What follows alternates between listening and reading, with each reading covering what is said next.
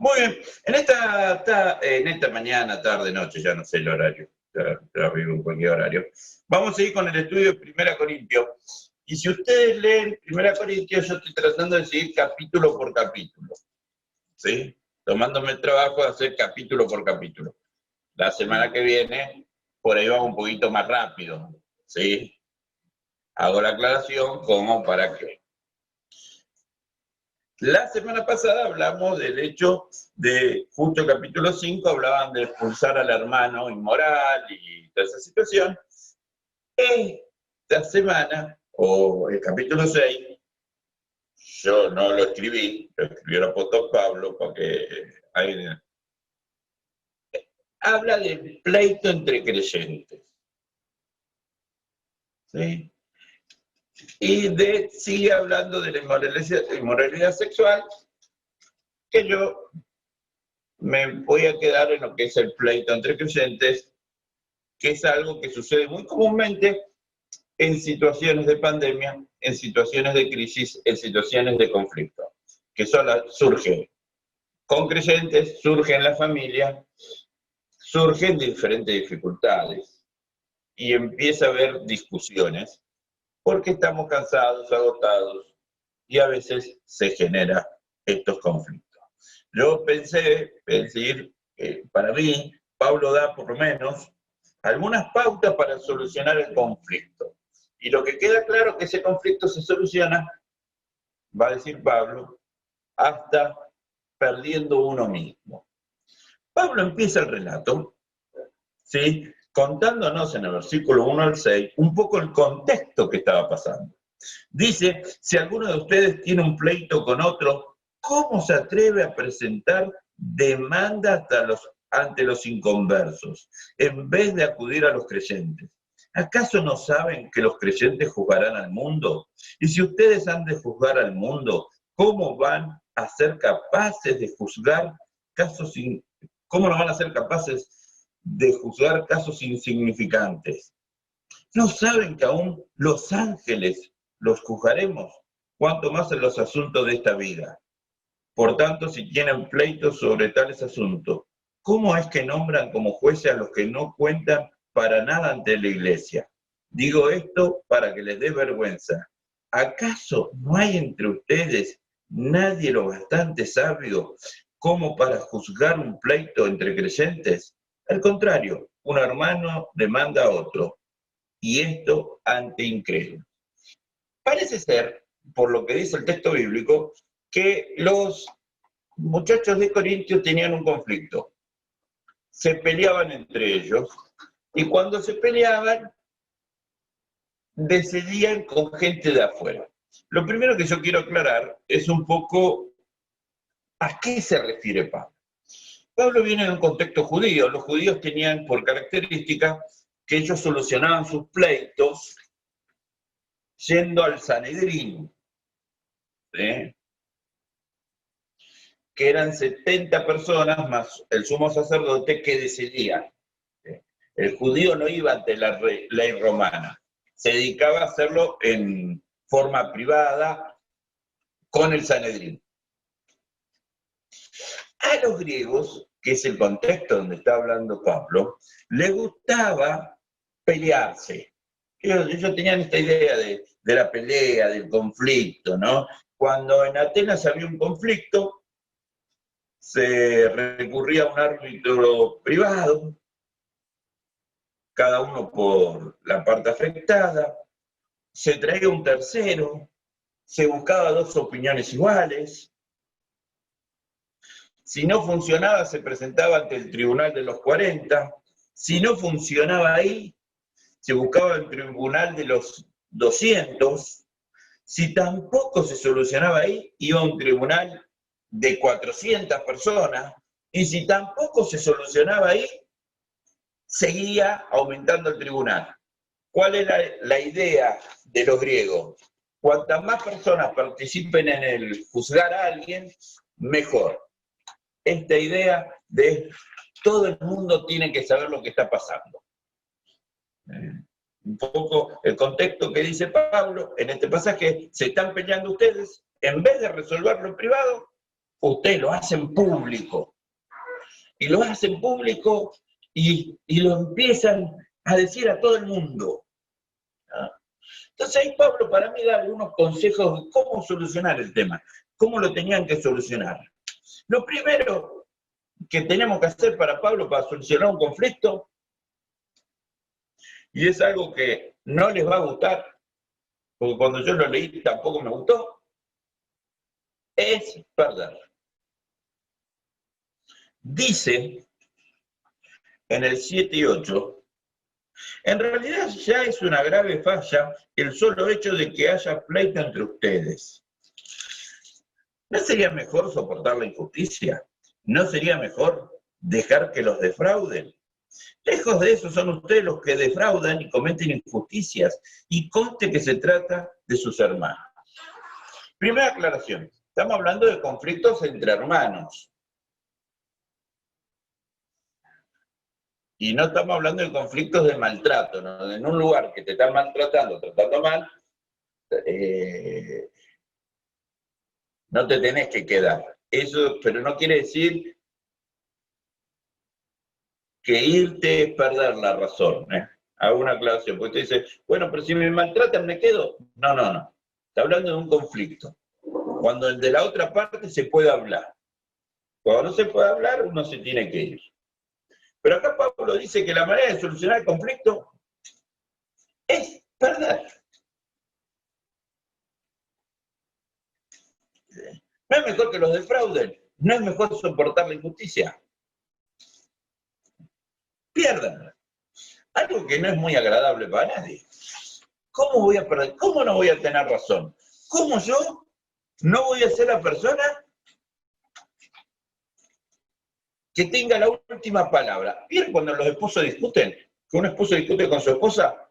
Nunca en la historia del matrimonio, nunca escuché un matrimonio discutir diciendo, no, no, vos tenés razón, no, no, vos tenés razón. Generalmente, y voy a sacar mi tono machista para que nadie se enoje, la mujer dice, te dije, tenía razón yo. El hombre generalmente no lo dice, o se equivoca mucho o es humilde. ¿Sí? En mi caso es por humildad que no lo digo, no por equivocación. Pero nada de esas cosas de siempre queremos tener la razón. Siempre queremos tener este hecho de la victoria, del ganar, de ser, yo logré el objetivo, yo tengo razón. Pablo dice, no es mejor perder. No es mejor que esto lo llevemos, en vez de hacer todo el lío, llevar al tribunal, exponer la situación ante inconverso, generar un lío más grande.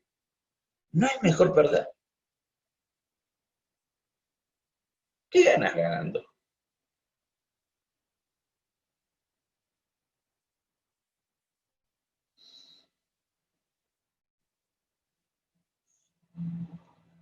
Yo lo pensaba, bueno, ¿qué ejemplo puedo utilizar? Acá da como el ejemplo de una situación económica. Y no mejor que los defrauden. Eso no quiere decir que uno se quede y sea amigo o vuelva a la normalidad con el hermano. Lo que quiere decir, resuelvo el conflicto, no hay deuda, no hay problema, pues no quiere decir que volvemos a la normalidad. Hago una aclaración. Los conflictos se resuelven. Se deben resolver. Pero la confianza se reconstruye de a poco. Y después yo pensaba, ¿qué otras cosas podemos aprender para resolver conflictos?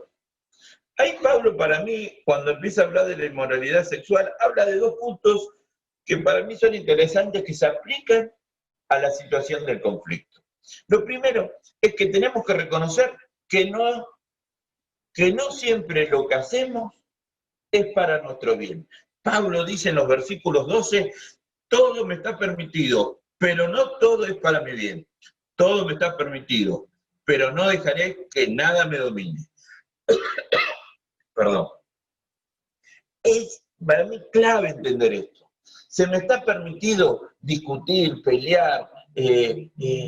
Sí, hacelo, es tu derecho. Ahora, no siempre es para tu bien. No siempre ganar una discusión te va a servir, te va a enriquecer, te va a fortalecer. Cosas que a veces tenemos que evitar. Bueno, pero gané, me dieron la razón. ¿A qué costo?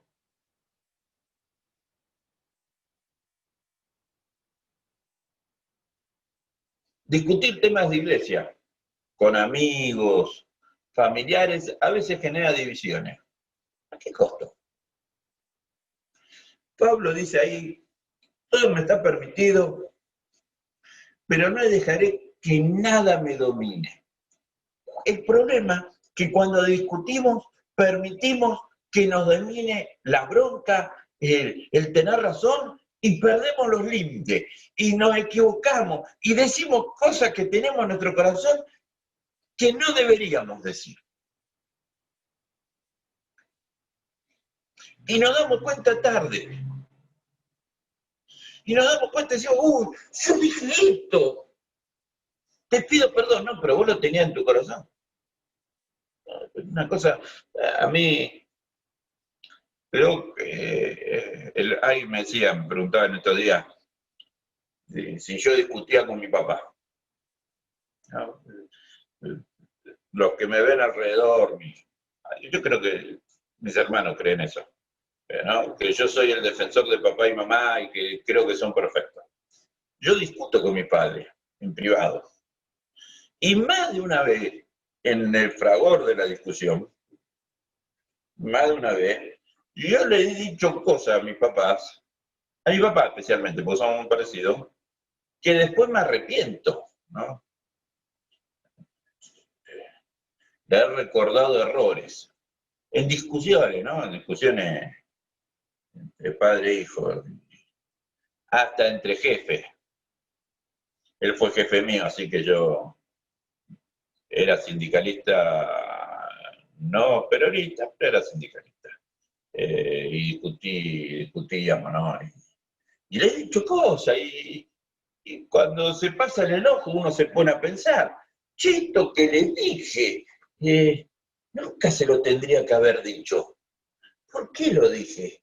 ¿Cuál fue la cosa? Y ahí volvemos a pedir perdón. El problema es que dejamos que nos domine el enojo, dejamos que nos domine esas ganas de tener razón y no perder, porque creemos que eso es injusticia, que si el otro se queda con la última palabra,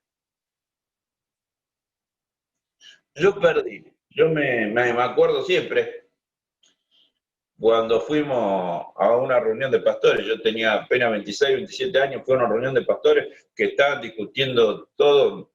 Me acuerdo del pastor que dirigía la reunión, tenía un anillo así grandote, tipo el padrino, ¿no? De la mafia. Yo, para mí me daba esa sensación, y empezaron a discutir, y discutían, y cuando uno dice, bueno, terminando el tema, dijo uno, vamos a decir, yo digo esto, y entonces se paraba el otro. No, yo quiero terminar el tema. Y no terminábamos más, discutían, hasta que se paró un pastor, que yo aprendí mucho de este hombre el tiempo que estuve en La Pampa, se paró y se puso a orar, directamente. No dijo ni permiso ni nada. Se dijo, Señor Jesús, te pido que bendigas a los pastores, gracias por esta hermosa reunión, y que Dios nos bendiga en nuestra casa. Se levantó y se fue. Y me agarró a mí y nos fuimos. Digo, ¿qué está haciendo? No terminan más, todos tienen que tener razón. Sí. Y él paró, ¿y quién tiene razón? Le digo, Willy. No sé, no me importa. Yo me quiero ir a comer un asado, yo no quiero tener razón. Yo me quiero ir a comer, me dice. Que la idea de tener razón nos domina y nos genera lío. ¿Qué ganás teniendo razón? ¿Qué ganaste? Pelearte.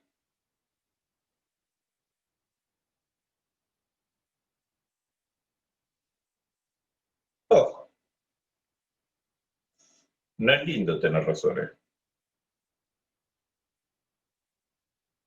Esto es como el que vio el Titanic hundir, que dijo que se iba a hundir. Es feo tener razón. Es preferible a veces perder y no dejar que el enojo, la bronca nos domine.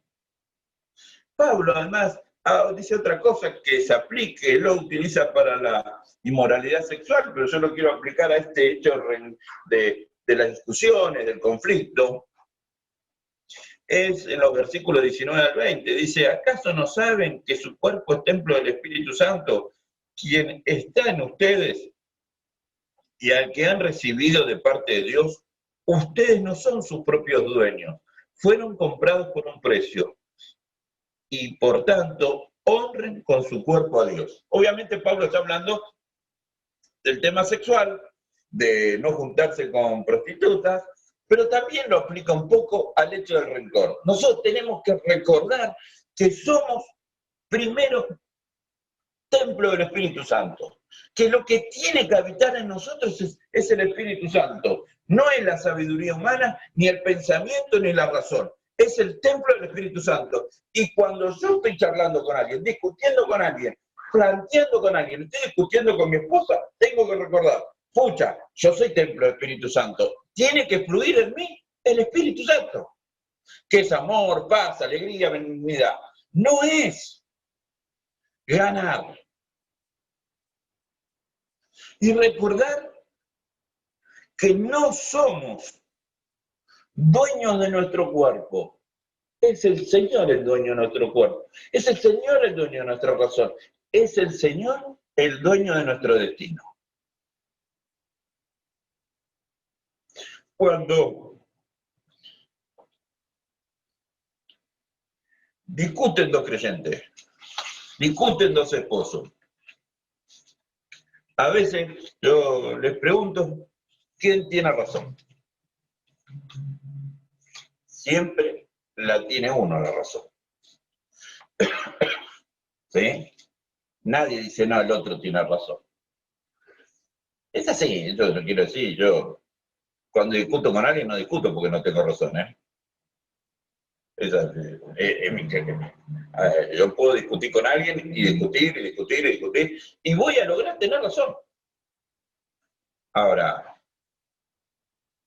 es muy feo siempre tener razón, porque te quedas solo.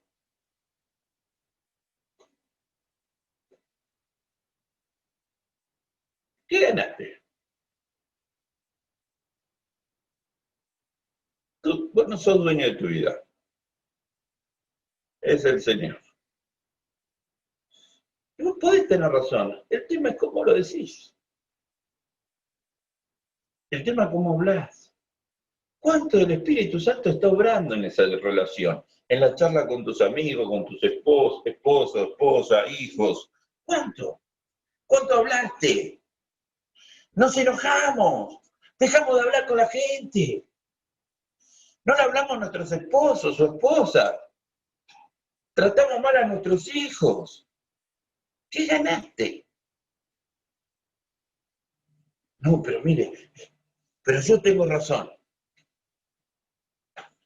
¿Te hiciste multimillonario? Sí. Con la razón que vos tenés, te hiciste multimillonario. Sí. ¿Cambiaste el mundo? Bueno, pero si no me dan la razón, a mí me llevan por delante. El que te compró, el que pagó el precio por tu vida, terminó en una cruz, ¿eh? Y tenía razón. Si no, el que no tenía razón. Jesús todo lo que dijo tenía razón. Y fue una cruz. Pablo, Pedro tenían razón y también terminaron muertos.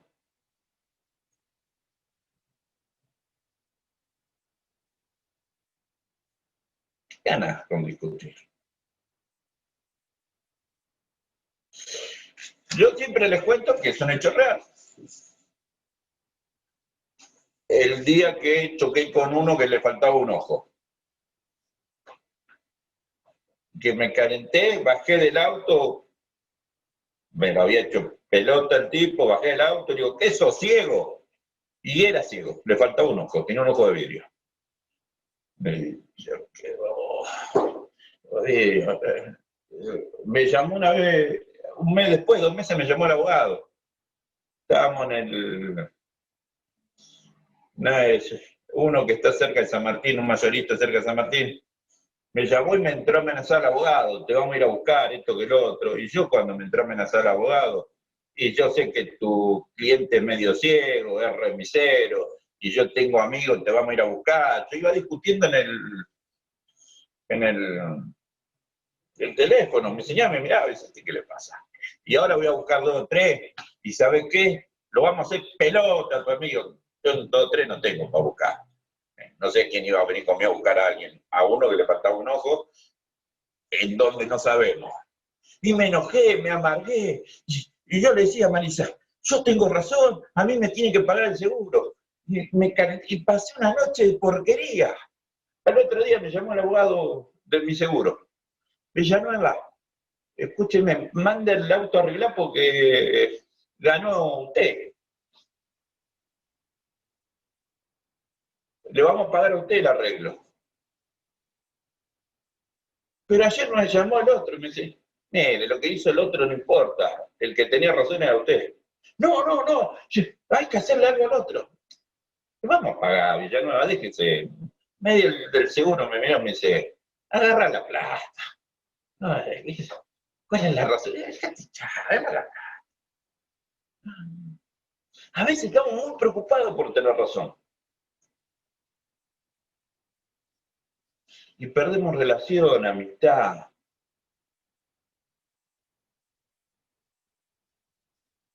Si tenés razón, el otro se va a dar cuenta.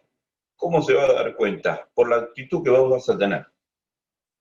Una actitud de amor, una actitud de dominarse, una actitud que inspira confianza, una actitud donde el otro va a ver que el fruto del Espíritu Santo está obrando. Y entonces así, che, pucha, me equivoqué. El pastor Greci siempre tenía una anécdota que contaba, que me la contó a mí hace 18 años atrás. Dice que 2 mujeres se peleaban en la iglesia y una fue a verlo al pastor y le contó toda la historia. Y el pastor le dijo, tenés razón. Y vino la otra enojada, porque esta fue y le dijo, el pastor me dijo, tengo razón. Entonces, y le contó toda la historia, la versión de esa, ¿no? Entonces el pastor Greci le dijo, el pastor más grande, digo, tenés razón vos, ¿no? Y las dos se fueron contentas. Y yo cuando miré al viejo, estábamos en una silla, en una mesa así, media redonda, lo miré y le digo, pastor, ¿quién tenía razón? Porque si las dos tienen razón, hay alguien que no tiene razón. Me miró y me dice, tenés razón. Yo me quedé, yo, este viejo atorrante, ¿qué me quiere decir a mí? No, ese viejo era viejo, y era viejo grande ya. Qué pesado. Me dice Villanueva, acuérdese,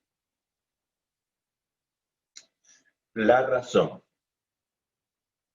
no justifica la acción.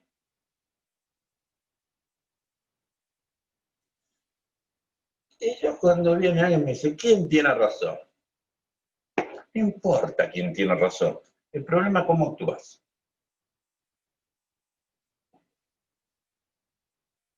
¿Cómo accionas? ¿Cómo te relacionas con el otro?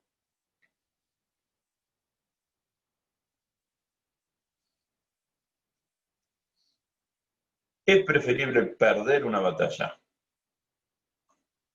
y ganar un amigo, tener una relación sana con tus hijos, tener una relación sana con tu esposo o esposa, a que tengas razón. Cuando llegues al cielo, cuando lleguemos al cielo, no vamos a tener marcado, Villanueva, tuviste 233 veces razón y perdiste la razón una vez. Buen siervo fiel. No, te van a decir, sos buen siervo fiel porque hiciste esto, esto y esto. No porque tuve razón. ¿No? Hoy me escribía Pablita de la calle, me dice, pastor, vi una película que le recomendé porque no vio Pablita de la calle, no vio Rambo. Entonces le dijo, ve Rambo. Para tu comprensión de la vida tenés que ver Rambo. y tenía que ver esta, la 2. No, era la 1, Berra, hoy Pablita me escribe, pastor, tenía razón. Entonces yo le contesto, siempre tengo razón. Y ella me contesta, es algo equivocada que es. Me dice, no siempre, casi siempre tiene razón. ¿No? Y se reía, ¿no? Y uno dice, sí, soy genial, siempre tengo razón. Y Pablita me está haciendo una ironía, ¿eh? Me está gastando. Usted se cree que tiene razón, no tiene razón. No es bueno tener razón. Lo mejor es tener una relación sana con el otro. Lo mejor es tener una relación con el otro. Lo mejor es poder hacer que el otro conozca que Cristo está obrando en mi vida para acompañarlo.